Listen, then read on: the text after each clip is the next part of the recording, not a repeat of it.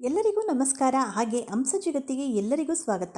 ವರ್ಷದ ಕೊನೆಯ ಗುರುಪುಷ್ಯ ಯೋಗವು ಅಂದರೆ ನಾಳೆ ನವೆಂಬರ್ 21ರಂದು ರೂಪುಗೊಳ್ಳಲಿದೆ. ಗುರುವಾರ ಪುಷ್ಯ ನಕ್ಷತ್ರ ಬಂದಾಗ ಗುರುಪುಷ್ಯ ಯೋಗ ಉಂಟಾಗುವುದು. ಜ್ಯೋತಿಷ್ಯದಲ್ಲಿ ಗುರುಪುಷ್ಯ ಯೋಗವನ್ನು ಅತ್ಯಂತ ಮಂಗಳಕರ ಮತ್ತು ಅದೃಷ್ಟವೆಂದು ಪರಿಗಣಿಸಲಾಗುವುದು. ಗುರು ಗ್ರಹವು ಸಂಪತ್ತು, ಸಮೃದ್ಧಿ ಮತ್ತು ಐಶ್ವರ್ಯಕ್ಕೆ ಸಂಬಂಧಿಸಿದ್ದು.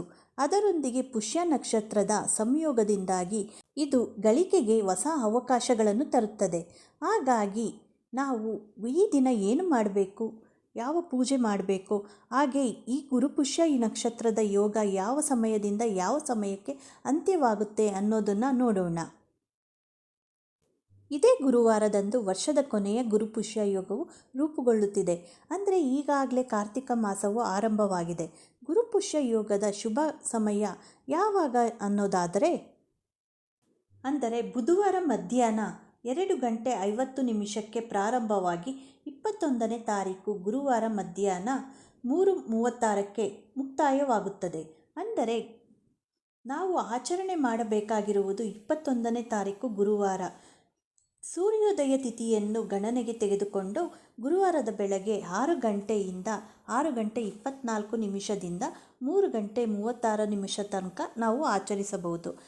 ಈ ಸಮಯದಲ್ಲಿ ಮನೆಯಲ್ಲಿ ಪೂಜೆ ಮಾಡುವಂಥದ್ದು, ಹಾಗೆ ದೇವಾಲಯಗಳಿಗೆ ಹೋಗುವಂಥದ್ದು ಮಾಡಬಹುದು. ಹಾಗೆ ಗುರುಗಳ ಆಶೀರ್ವಾದವನ್ನು ತೆಗೆದುಕೊಂಡ್ರೆ ಬಹಳನೇ ಒಳ್ಳೆಯದು. ಈ ಗುರುಪುಷ್ಯ ಯೋಗದ ದಿನದಂದು ನಾವು ಅಮೃತ ಯೋಗ ಅಂತಲೂ ಕರಿತೀವಿ. ಈ ಅಮೃತ ಯೋಗ ಇರೋ ದಿನ ನಾವು ಏನೇ ತೆಗೆದುಕೊಂಡ್ರೂ, ಯಾವುದೇ ಒಂದು ವಸ್ತು ತೆಗೆದುಕೊಂಡ್ರೂ ಅದು 4 ಪಟ್ಟು ಹೆಚ್ಚಾಗುತ್ತದೆ ಎನ್ನುವುದು ನಂಬಿಕೆ. ಹಾಗೆ ಈ ದಿನ ಹಳದಿ ಬಣ್ಣದ ವಸ್ತುಗಳನ್ನು ತೆಗೆದುಕೊಂಡು ಮನೆಗೆ ಬರ್ಬೋದು.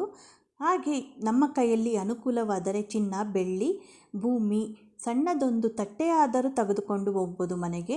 ಯಾವ ಒಂದು ವಸ್ತುವನ್ನು ಈ ಸಮಯದಲ್ಲಿ ತೆಗೆದುಕೊಂಡ್ರೆ ಅದು 4 ಪಟ್ಟು ಹೆಚ್ಚಾಗುತ್ತದೆ ಎನ್ನುವುದು ನಂಬಿಕೆ. ಹಾಗೆ ನಾವು ಈ ದಿನ ಯಾವ ವಸ್ತು ತೆಗೆದುಕೊಳ್ಳೋಕ್ಕೆ ಆಗಲ್ಲ ಅಂದ್ರೂ ನಾವು ಮನೆಗೆ ಈ ದಿನದಂದು ಅಕ್ಕಿ, ಉಪ್ಪು, ಅರಿಶಿಣವನ್ನಾದರೂ ಮನೆಗೆ ತಂದರೆ ಬಹಳನೇ ಒಳ್ಳೆಯದು. ಹಾಗೆಯೇ ಗುರುಗಳಾದ ಸಾಯಿಬಾಬಾ, ರಾಘವೇಂದ್ರ ಸ್ವಾಮಿಗಳ ಆರಾಧನೆ ಮಾಡೋದ್ರಿಂದನೂ ನಾವು ಗುರುಗಳ ಆಶೀರ್ವಾದಕ್ಕೆ ಪಾತ್ರರಾಗುತ್ತೇವೆ. ಯಾವುದಾದರೂ ಒಂದು ಒಳ್ಳೆ ಕೆಲಸವನ್ನು ಮಾಡಬೇಕು ಅಂತ ಇದ್ದರೆ ಈ ದಿನ ಶುರು ಮಾಡಿದ್ರೆ ಬಹಳನೇ ಒಳ್ಳೆಯದು. ಹಾಗೆಯೇ ಯಾವ ಕೆಲಸ ಮಾಡಲಿಲ್ಲ ಅಂದರೂ ಕನಿಷ್ಠ ಪಕ್ಷ ಒಂದು ಮಂತ್ರವನ್ನಾದರೂ ಕಲಿಯಬೇಕು. ಮಕ್ಕಳಿಗೆ ಏನನ್ನಾದರೂ ಕಲಿಸುವುದು ಅಥವಾ ಓದಿಸುವುದನ್ನು ಪ್ರಾರಂಭ ಮಾಡಬೇಕು ಅಂತ ಇದ್ದರೆ ಈ ದಿನ ಮಾಡೋದ್ರಿಂದ ತುಂಬಾ ಒಳ್ಳೆಯದು. ಹಾಗೆಯೇ ನಾವು ಮನೆಗೆ ಅಕ್ಕಿ, ಉಪ್ಪು, ಅರಿಶಿಣವನ್ನು ತರೋದ್ರಿಂದ ಅಕ್ಕಿ ಅನ್ನಪೂರ್ಣೆಯ ಸಮಾನ, ಹಾಗೆ ಉಪ್ಪು ಮಹಾಲಕ್ಷ್ಮಿಯ ಸಮಾನ. ಇನ್ನಷ್ಟು ಸಮೃದ್ಧಿಯಲ್ಲಿ ಶಾಂತಿ, ನೆಮ್ಮದಿ ನೆಲೆಸುತ್ತದೆ. ಗುರುಪುಷ್ಯ ನಕ್ಷತ್ರವು ತುಂಬ ಶುಭಕರವಾಗಿದೆ. ಇದು ಎಲ್ಲರಿಗೂ ಪ್ರಯೋಜನಕಾರಿ. ಈ ನಕ್ಷತ್ರವು ಗುರುವಾರದಂದು ಬಂದರೆ ಯಾವುದೇ ಕಾರ್ಯಕ್ಕೆ ಗುರುಗ್ರಹದ ಆಶೀರ್ವಾದ ಸಿಗುವುದು ನಿಶ್ಚಿತ. ಹೊಸ ವ್ಯವಹಾರವನ್ನು ಪ್ರಾರಂಭಿಸಲು ಬಯಸುವವರಿಗೆ ಇದು ಉತ್ತಮ ಸಮಯ. ಪೂಜಾ ಕಾರ್ಯಗಳನ್ನು, ಶುಭ ಕಾರ್ಯಕ್ರಮಗಳನ್ನು, ಗೃಹ ಪ್ರವೇಶಗಳನ್ನು ಕೈಗೊಳ್ಳಬಹುದು. ಆದರೆ ವಿವಾಹ ಶುಭ ಕಾರ್ಯಗಳಿಗೆ ಇದು ಅನ್ವಯಿಸುವುದಿಲ್ಲ. ಈ ಸಮಯದಲ್ಲಿ ಯಾವುದೇ ಕೆಲಸವನ್ನು ಕೈಗೆತ್ತಿಕೊಂಡರೂ ಅದರಲ್ಲಿ ಸಂಪೂರ್ಣ ಯಶಸ್ಸು ದೊರೆಯುತ್ತದೆ. ಸರ್ವಾರ್ಥ ಸಿದ್ಧಿಯೋಗ ಮತ್ತು ಅಮೃತ ಯೋಗವೂ ಇಂದು ರೂಪುಗೊಳ್ಳುತ್ತಿದೆ. ನೀವು ಯಾವುದೇ ಕೆಲಸವನ್ನು ಪ್ರಾರಂಭಿಸಿದರೂ ನಿಮಗೆ ಶನಿಯೊಂದಿಗೆ ಗುರುವಿನ ಆಶೀರ್ವಾದವೂ ಸಿಗುವುದು ಖಂಡಿತ.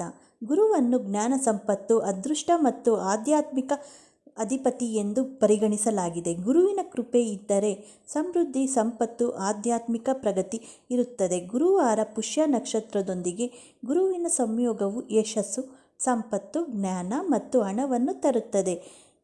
ನಾಳೆ ಬರಲಿರುವ ಗುರುಪುಷ್ಯ ನಕ್ಷತ್ರದ ಬಗ್ಗೆ ಸಂಪೂರ್ಣವಾಗಿ ವಿವರಿಸಿದ್ದೇನೆ. ಈ ಮಾಹಿತಿ ಏನಾದರೂ ನಿಮಗೆ ಇಷ್ಟವಾದರೆ ಲೈಕ್ ಮಾಡಿ, ಹಾಗೆ ಎಲ್ಲರಿಗೂ ಶೇರ್ ಮಾಡಿ. ಮತ್ತಷ್ಟು ವಿಡಿಯೋಗಳಿಗೆ ನಮ್ಮ ಚಾನಲನ್ನು ಸಬ್ಸ್ಕ್ರೈಬ್ ಮಾಡಿಕೊಳ್ಳಿ. ಮತ್ತೆ ಸಿಗೋಣ ಇನ್ನೊಂದು ವಿಡಿಯೋದೊಂದಿಗೆ.